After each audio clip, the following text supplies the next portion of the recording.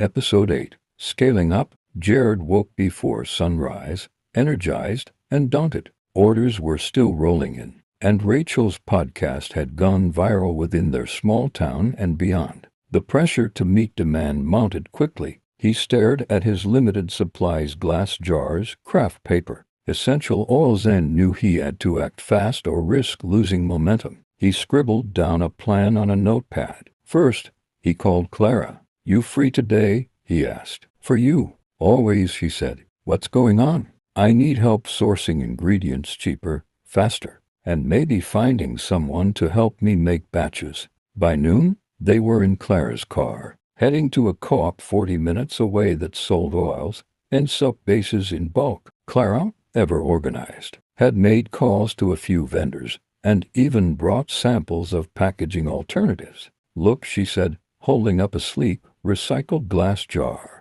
"Costs less than yours and looks better on a shelf." Jared nodded, impressed. "You're hired." "Good," she grinned. "Because I already told my boys they're working part-time for you." They struck a deal with the co-op, slashing Jared's raw material costs by 30%. With that savings, he ordered more tools, extra molds, bigger mixing pots, and a second dehydrator. But by the weekend, it still wasn't enough. At dusk on Sunday, a knock came at the door. It was Mateo, the high school teacher who'd once given Jared a hard time for quitting college. "Clara told me what you're doing," he said, removing his ball cap. "I've got 4 students looking for summer jobs. Smart kids. If you need help, I can send them your way." Jared blinked. "Why would you help me?" Mateo shrugged. "You didn't quit. You just found your own way." 2 days later, Jared's tiny house buzzed with young energy.